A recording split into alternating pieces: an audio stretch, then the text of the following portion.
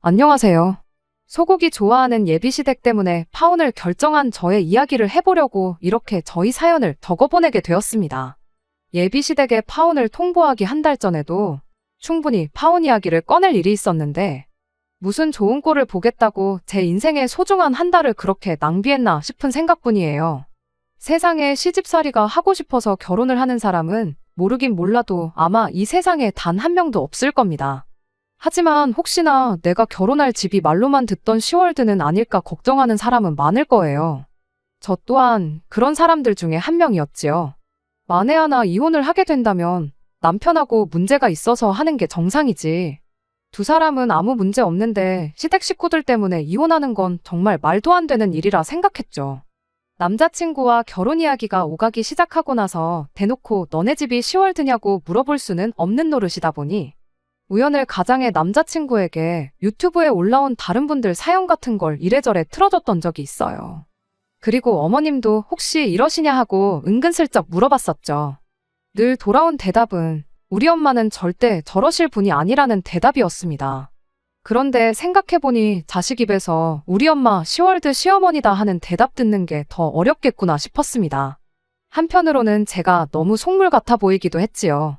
우리 엄마도 남자친구한테는 혹시나 첫자 장모님이 될 수도 있는 거잖아요. 게다가 저도 아래로 남동생이 한 명이 있는데 말인즉슨 저 또한 누구한테는 신우가 될 사람이고 저희 어머니 또한 누구한테는 시어머니가 된다는 소리잖아요. 사람이 느끼는 게 상대적이다 보니 저는 정말 우리 집만한 집이 세상에 또 어딨냐 생각해도 누군가에게는 우리 집이 시월드라고 느낄 수 있는 거 아니겠어요? 그렇다 보니 직접 당해보기 전까지 모르는 일을 두고 결혼을 할지 말지 정하는 것도 우스운 일이라고 생각했어요. 그렇게 2년이라는 연애 기간 끝에 남자친구와 결혼 준비를 시작하게 되었습니다. 다들 그렇게 하듯이 남자친구를 저희 집에 먼저 인사시켰어요. 저희 아버지는 시간을 내기 조금 그래서 저희 어머니하고 동생하고 이렇게 넷이서만 만나게 되었습니다. 자리는 상당히 분위기가 좋았고 무엇보다 동생하고 남자친구가 죽이 잘 맞는 것 같아 기분이 좋았습니다. 자리 끝나고 나서는 동생하고 남자친구가 의기투합해서 둘이 따로 자리를 만들어 시간을 보냈습니다. 그때 같이 PC방 가서 게임도 하고 당구장 가서 당구도 한 게임 치고 마무리로 술 한잔 하고 그랬나 봐요. 술 먹으면서 나름 진지한 이야기도 나눴나 본데 무슨 이야기 나눴는지는 모르겠지만 무엇보다 동생이 참 남자친구를 마음에 들어 했어요.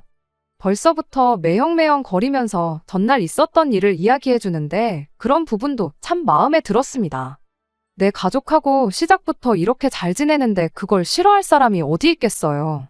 그리고 그런 모습에 저희 부모님도 남자친구에게 좋은 인상을 갖게 되었어요. 처음 예비시댁에 인사를 드리고 왔을 때만 해도 저희 가족들이 남자친구에게 좋은 처가 식구들이 되리라 믿어 의심치 않았던 것처럼 저 또한 저희 예비시댁 사람들이 저에게 좋은 가족이 되어주겠구나 하는 생각을 했어요. 조금 수다스럽긴 하지만 싹싹해 보이는 예비신우에 여자들끼리 시간 보내라고 두 아이들 돌보는데 여념이 없던 예비시매부. 그렇게 두 사람만 봐도 이상적인 가정을 꾸리고 있구나 하는 생각이 들었고 조금 무뚝뚝해 보이긴 했지만 예비며느리 온다고 상다리가 휠 만큼 진수성찬을 준비해 주신 예비시어머니 보고 내가 대접받고 있구나 하는 생각이 들었습니다. 우려했던 시월드 같은 모습은 하나도 찾아볼 수 없었고 정말 좋은 사람들과 가족을 이루게 되겠구나 생각했어요. 왜 겪어보지도 않고 시월드 시댁을 만나게 될까 두려워만 했나 그런 반성까지 하게 될 만큼 그날 분위기가 참 좋았습니다. 그리고 그날 이후로 남자친구와의 결혼 준비도 속도가 붙기 시작했지요. 그렇게 예비시댁에 처음 인사를 드리고 온 지 며칠 지나지 않아서 양가 상견례를 진행하게 되었습니다. 상견례 장소는 예비시어머니의 주도로 정해지게 되었는데 정해놓았다는 장소를 듣고 나서 그때 엥? 이건 뭐지? 하는 생각이 들었었어요. 가게 이름이 누가 봐도 동네마다 한두 개는 있을 법한 고깃집 이름이었거든요. 상견례를 꼭 고깃집에서 하면 안 된다는 법이 있는 건 아니었지만 그래도 양가 어른들이 처음 인사를 나누는 자리이니만큼 어느 정도 격식이 있는 자리에서 하는 게 맞는 거 아닌가 싶었거든요. 그런데 대놓고 가게 이름에 정육식당이라는 단어가 붙어 있으니 이건 좀 아니지 않나 싶었죠. 아니나 다를까 남자친구가 설명해 주기를 가족들이 자주 가는 단골집인데 자주 가는 곳이니만큼 양도 엄청 많이 주고 정육식당이라 고기도 싱싱하고 좋다고 그렇게 설명을 해주더라고요. 그러면서 덧붙이기를 원래 우리 가족들이 소고기를 제일 좋아한다고 외식을 하러 나가면 거의 10번 중 9번은 고기를 구워 먹으러 갈 만큼 좋아한다고 설명을 하는 겁니다. 한정식이니 코스 요리니 그런 것도 좋지만 이왕 먹는 거 좋아하고 맛있는 거 먹으면서 이야기 나누는 것도 나쁘지 않지 않냐면서요. 남자친구의 대답이 충분한 설명이 되기는 했지만 그게 남자친구 집이 소고기를 좋아한다는 설명뿐이지 여전히 제 생각에는 그래도 상견례인데 조금 분위기 있는 곳으로 가고 싶은 욕심이 있었습니다. 인터넷에 검색을 해보니 의외로 생각보다 고깃집에서 상견례를 하는 집이 있더라고요. 대신 제 생각처럼 동네마다 있는 그런 일반 정육식당 말고 가격도 조금 비싸고 분위기도 좋은 그런 곳이었습니다.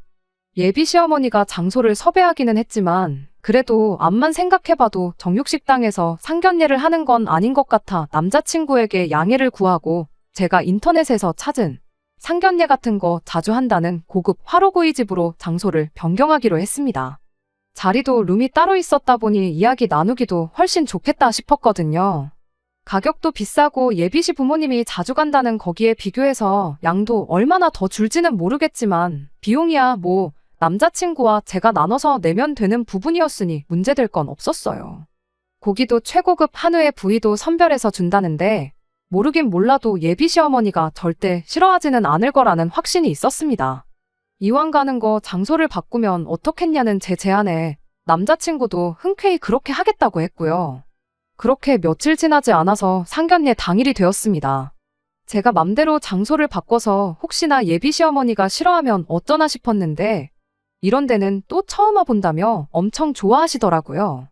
며느리 덕에 이런 데서 좋은 고기도 다 먹어본다며 기분이 좋아 보이시길래 마음이 놓였습니다. 자리에 앉자마자 난데없이 예비 시어머니가 당신들이 얼마나 고기를 좋아하는지에 대한 이야기를 꺼내왔습니다.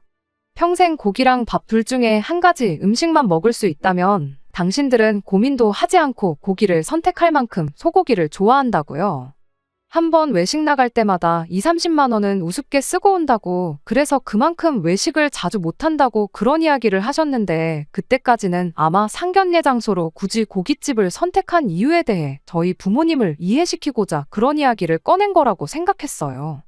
제가 처음 예비시댁에 인사드리러 갔을 때 빈손으로 가긴 뭐해서 과일 바구니를 사가지고 갔었는데 그때 이야기도 꺼내더군요. 굳이 앞으로 우리 집에 뭐를 사가지고 올 거면 다른 거 다 필요 없다고 마트 가면 고기도 선물용으로 포장돼서 나오는 거 있지 않냐고 앞으로는 그런 거 사오면 된다고 콕 집어서 이야기를 하시더군요. 안 해도 되는 쓸데없는 소리를 꺼내시는 게 처음 인사드리러 갔을 때랑은 사뭇 다른 느낌에 조금 당황을 했지만 자리에 모두 앉고 나서 부모님들끼리 사소한 이야기들 나누기 시작하니 그때는 또 별다른 조짐은 보이지는 않았습니다. 잠깐 간단한 이야기를 나누다가 본격적인 이야기는 식사하면서 하자고 직원분을 불러 고기를 주문했어요.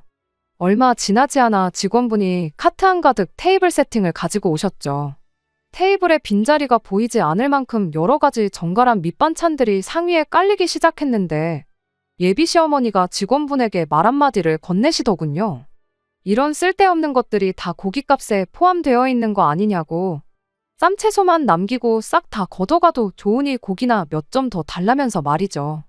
남자친구가 멋쩍었는지 오늘 날이 날이니만큼 비용은 걱정 마시고 드시고 싶은 만큼 드시라 한마디 해주면서 상황을 정리하긴 했는데 그날 예비 시어머니의 기행동은 그게 끝이 아니었습니다. 밑반찬이 깔리고 얼마 지나지 않아서 숯불이 들어왔어요. 고기가 나온 것도 아닌데 예비 시어머니가 집게를 들고는 손잡이가 제 쪽을 향하게 해서 놓더군요. 이어서 고기가 들어왔는데 직원분한테 고기는 저쪽으로 놔주세요 하고는 제가 앉아있는 자리를 가리키셨습니다. 밑반찬 깔린 가지수가 워낙에 많았다 보니 어수선한 게 싫어서 그러시는 건 줄 알았는데 그게 아니었어요. 그 자리에서 고기는 당연히 예비 며느리가 구워야 한다는 일종의 사인이나 마찬가지였지요. 하지만 애초에 예약한 곳이 가격이 있는 곳이었던 만큼 고기는 직원분께서 다 익을 때까지 구워주시는 그런 시스템이었다 보니 제가 고기를 구울 일은 없었습니다. 직원분이 고기는 이쪽에 두고 자기가 구워드릴 거라 그렇게 설명하니 예비 시어머니가 그러냐고 멋쩍게 대답하고 마르셨어요. 그리고 애석하게도 저는 그날 예비 시어머니의 그런 행동들에 대해 전혀 눈치를 못 채고 있는 상황이었습니다. 다른 건 몰라도 고기를 좋아한다는 말은 진짜구나 싶었어요. 불판에서 고기가 익기가 무섭게 엄청난 속도로 고기를 드시기 시작했거든요.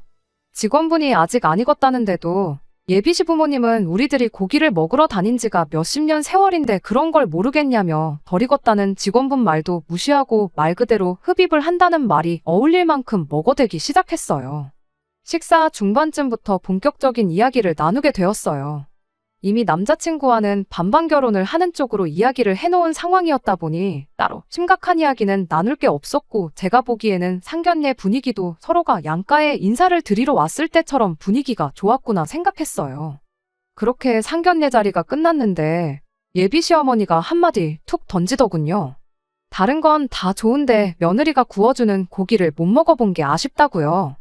우리 집에서 이쁨 받으려면 고기를 잘 구워야 할 텐데 라는 예비 시어머니의 말 한마디가 끝나기 무섭게 저희 어머니께서 중간에 말을 가로채서 저 대신 대답을 하셨어요.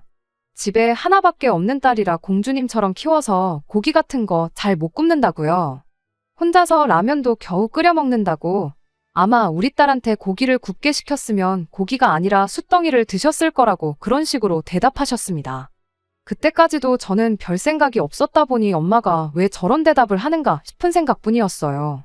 고기를 잘 굽는지는 모르겠지만 그래도 저 나름 자취생활 몇 년 하면서 음식하는 것만큼은 자신 있었거든요.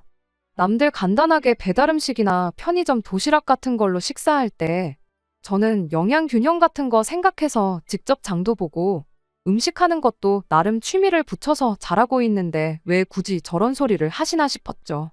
오히려 손재주 없다는 저희 어머니 말에 예비시댁 쪽에서 저를 이상하게 보면 어떡하나 그런 걱정이었습니다. 집에 돌아와서 어머니한테 왜 그런 쓸데없는 소리를 했냐고 따지니 쓸데없긴 뭐가 쓸데없는 소리냐며 나중 가서 당신한테 고마워하지나 말라고 그렇게 한마디 하고 마시더라고요. 그리고 조금 촉이 이상하시다며 예비사돈분들이 어떤 사람들인지 갈피가 안 잡히니 저한테 조심하라는 식으로 조언 한마디 해주셨어요. 지금 와서 생각해보면 제가 너무 눈치가 없었고 어른들 말이 틀린 게 없다는 말이 무슨 말인지 딱 알 수 있는 부분이었네요.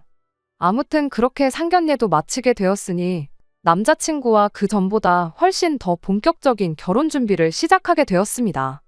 웨딩 사진도 찍고 스드메도 알아보고 청첩장 디자인을 고르는데 이제 진짜 결혼을 하는구나 싶었죠.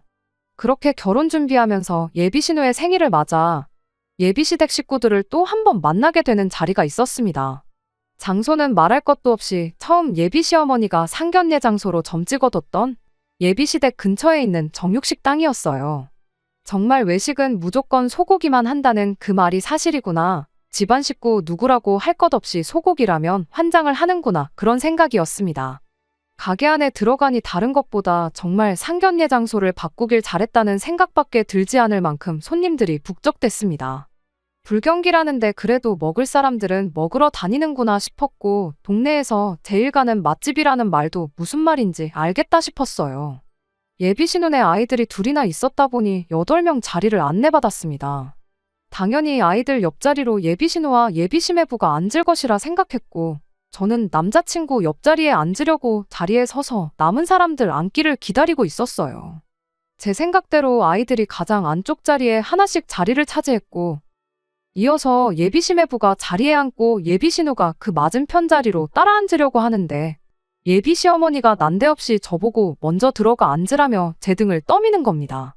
그때까지만 해도 저는 생일 주인공인 예비신우가 가운데 자리에 앉을 수 있게 배려해주는 거라 생각했고 아무 생각 없이 자리에 가서 앉았는데 이어서 예비시어머니가 제 옆자리로 앉는 게 아니겠어요? 그렇게 자리에 앉고 나니 예비시매부를 마주보고 있고 남자친구하고는 대각선 방향으로 끝에서 끝에 앉은 꼴이 되어버렸어요. 이게 무슨 상황인가 싶었고 심지어 예비신우도 왜 자리를 그렇게 앉았냐고 한마디 하더라고요. 그런데 예비시어머니가 이렇게 대답을 하는 겁니다. 상견례 할 때 들었는데 얘가 고기를 구울 줄 모른다고. 우리 집 사람이면 다른 건 몰라도 고기 하나 구울 줄은 알아야지 않겠냐며. 마침 고깃집에 왔으니 고기 굽는 법 좀 가르쳐줘야겠다는 말도 안 되는 소리를 하는 거예요. 예비 신우가 그 말 듣고는 뭘 고기 굽는 걸 가르쳐주기까지 하냐며 그냥 적당히 빨간 거 없어지면 먹으면 되는 거라고 한마디 하고는 저랑 자리를 바꿔주겠다고 했어요. 그랬더니 예비 시어머니가 그럼 고기 굽는 건 됐다고 대신 자리 바꾸지 말고 애들이나 좀 챙겨주라고 한마디 툭 던지시더군요. 지난번에 왔을 때 불판 갈다가 애한테 기름이 튈 뻔해서 큰일 날 뻔한 적 있지 않았냐고요. 그때 보니까 우리 며느리는 고기도 그렇게 많이 안 먹더라며 우리 딸 생일이니만큼 오늘은 애들 신경 조금만 덜 쓰고 고기 많이 먹으면 좋겠다고 그렇게 한마디를 하는 겁니다. 예비 신우가 기겁을 하면서 우리 애를 왜 저한테 보게 시키냐며 정색을 하면서 억지로 저랑 자리를 바꿔줬어요. 시어머니는 못마땅했는지 그럼 우리 아들이라도 고기 실컷 먹게 불판에서 가까운 자리로 앉으라며 저랑 자리를 바꿔주시더군요.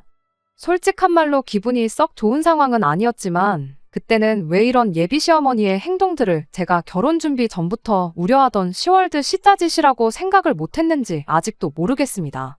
적어도 예비 신우가 정상적인 사람이라 그렇게 생각을 못했던 건지 아니면 처음 인사드리러 갔던 날에 저한테 잘해줬던 첫 인상 때문에 그랬던 건지 당연히 당신 배불러 낳은 딸의 생일이니만큼 딸이 다른 거 신경 안 쓰고 맛있게 밥 먹고 갔으면 하는 생각에 그런 말이 나왔던 거라 생각하고 말았습니다. 사실상 그때가 예비 시어머니의 본성을 눈치채고 한 달이나마 일찍 파혼을 해서 시간 낭비라도 하지 않을 기회였는데 말이에요.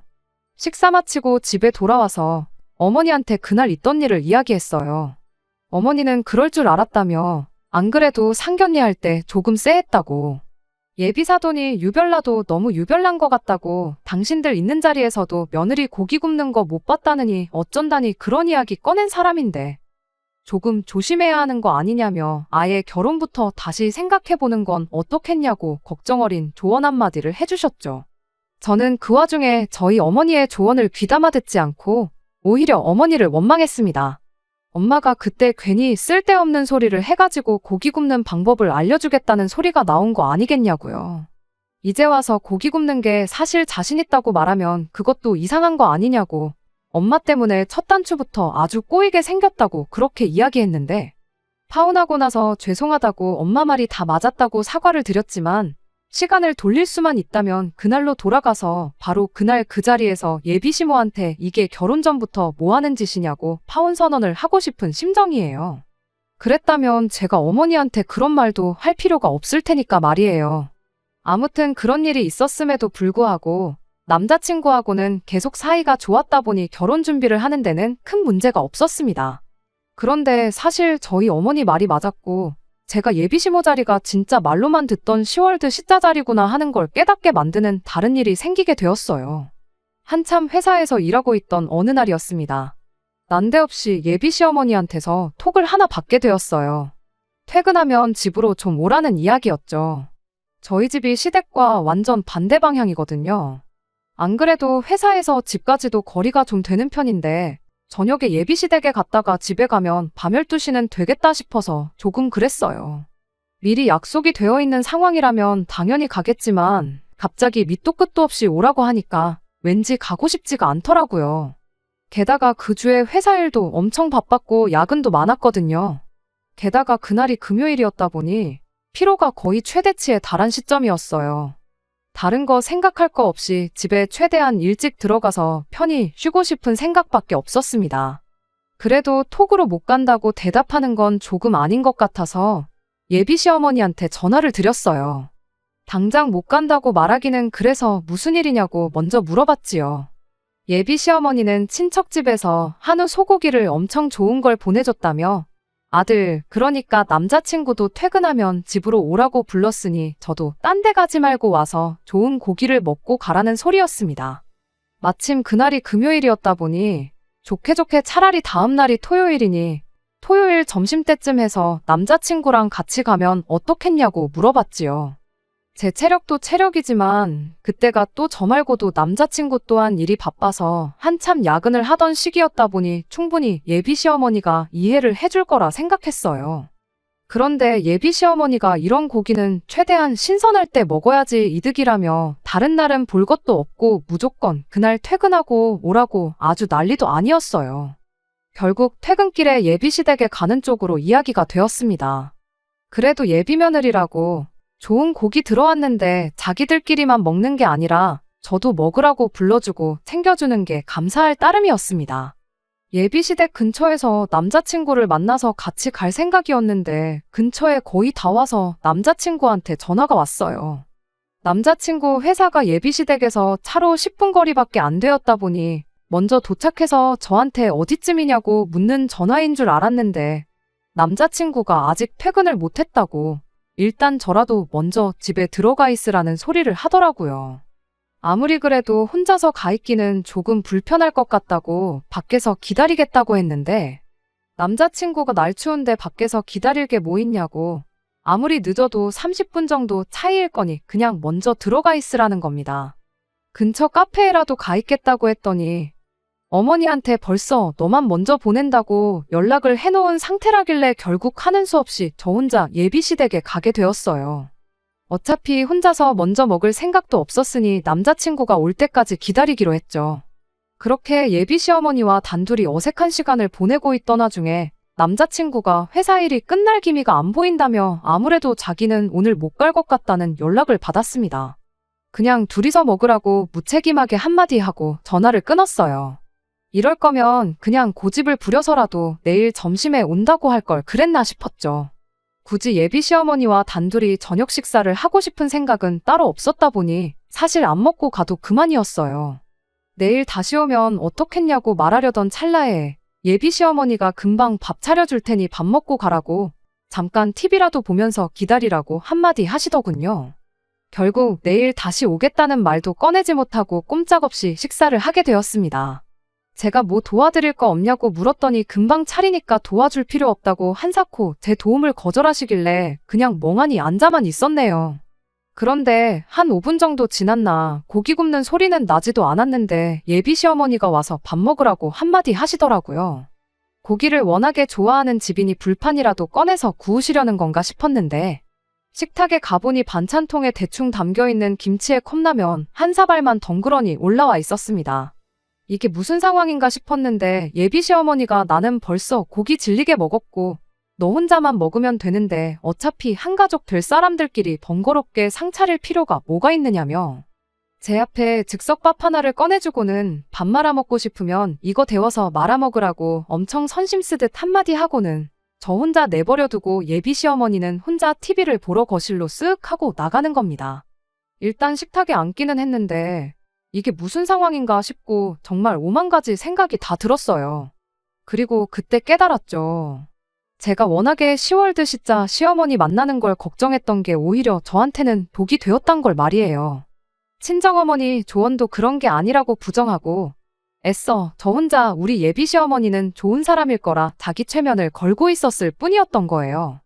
이미 상견례 때부터 조짐을 보였고 예비 신우 생일 때는 아예 대놓고 결혼 전부터 시짜짓을 했던 건데 저 혼자 그런 게 아니고 다 이유가 있어서 그런 거라고 혼자서 예비 시어머니를 좋은 예비 시어머니로 만들려고 노력했던 제가 다 바보 같더군요.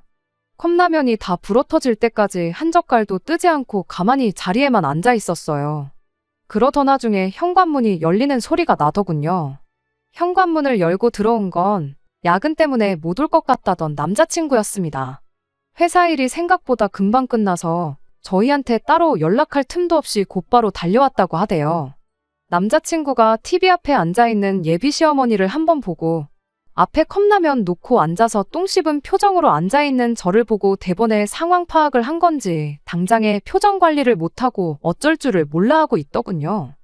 예비 며느리 고기 준다고 불러놓고 컵라면을 먹이고 있는 모습을 아들한테 들켰으면 당황할 법도 한데 예비 시어머니는 그런 기색조차 보이지 않고 저한테 한마디 하시더군요. 냉장고 열어보면 고기 있으니까 그거 꺼내서 아들 고기 좀 구워주라고요. 그 말을 들으니 애초에 아들한테 좋은 고기 먹여줄 생각밖에 없었던 거고 굳이 저까지 부른 건 아마 모르긴 몰라도 그 잘난 고기 굽는 법을 이번에야말로 가르쳐주려고 부른 거구나 하는 생각 말고는 달리 다른 생각이 들지 않았습니다. 아무리 제가 우습게 보였어도 거기서 남자친구 먹으라고 고기를 꺼내 구워주었으면 사람이 아니죠. 더럽고 치사해서 나는 밥 먹을 생각 없다고 보아하니 아줌마 아들 혼자만 밥 먹으면 되는 것 같은데 가족한테 번거롭게 고기까지 구워줄 필요가 뭐가 있냐고. 마침 손도 안 댄 컵라면이 그대로 있으니 그거 먹으면 딱 좋겠다 말하고 다 불어터진 컵라면을 남자친구 앞으로 밀어줬어요. 그러고도 속이 풀리지 않아서 먹고 싶으면 데워 먹으라던 즉석밥 포장 뜯어서 데우지도 않고 그대로 풍덩. 컵라면 용기 위에다가 부어버리고 자리에서 일어났습니다. 예비 시어머니가 그걸 보더니 지금 시어머니 앞에서 뭐 하는 짓이냐며 저한테 고래고래 성질을 부리더군요. 그래서 제가 한마디 했어요. 내 시어머니가 어디 있냐고, 내가 미쳤다고 이런 집에 시집와서 며느리 노릇을 하겠냐고 딱 잘라 한마디 했죠.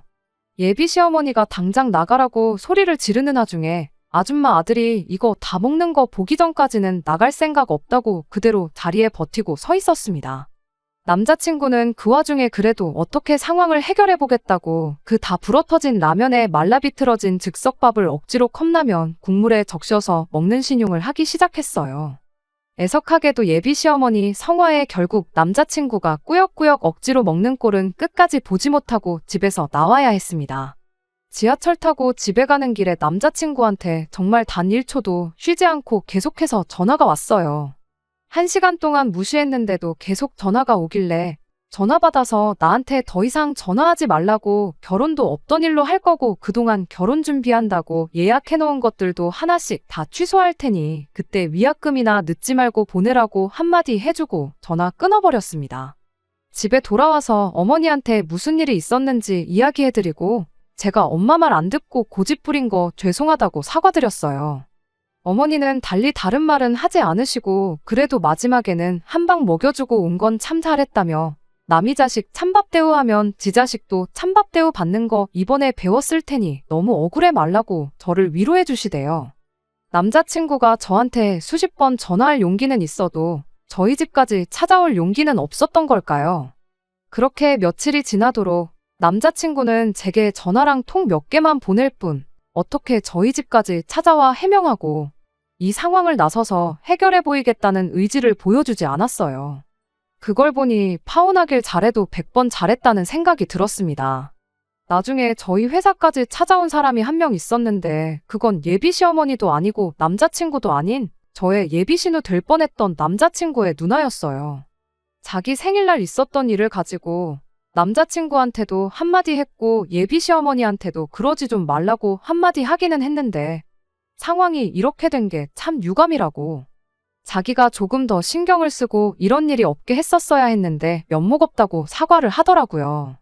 그러면서 동생, 그러니까 남자친구가 아주 엄마랑은 안 보고 살겠다고 집안 분위기가 말도 아니고 예비 시어머니도 나름 이번 일을 계기로 반성을 많이 하신 것 같은데 어떻게 다시 동생하고 잘해볼 생각이 없냐고 물어오대요. 그나마 지난 시간을 돌이켜보면 이 집에서 제일 정상적인 사람이었고 저한테도 잘해준 사람이기는 했지만 제가 예비 신우랑 결혼해서 같이 사는 것도 아닌데 조금 잘해준 거 가지고 기어이 끝이 보이는 이 결혼을 다시 긍정적으로 생각해볼 이유가 하등 없었습니다. 그렇게 확고한 제 생각을 다시 전하고 남자친구하고 결혼은 완전히 없던 일이 되었어요. 지금은 다 털어냈고 속이 다 후련할 따름입니다. 단지 아직도 후회가 되는 건 어머니 말 듣고 진작에 파혼했으면 이 더러운 꼴도 볼 필요 없었고 한 달이나마 시간 낭비할 일도 없었을 텐데 끝까지 고집 부려서 기어이 이 꼴을 봤다는 사실뿐이에요. 어른들 말 들어서 손해볼 게 없다는 말이 이제는 확실히 이해가 갑니다. 다음번에는 적어도 같은 실수를 하지 않게 되었으니 이 또한 그냥 인생 경험이다 생각하고 앞으로 잘 될 일만 생각하려고요. 끝까지 들어주셔서 감사합니다. 오늘의 사연은 여기까지입니다. 구독과 좋아요, 알람 설정 부탁드리고 더 좋은 사연으로 다시 찾아뵙겠습니다. 감사합니다.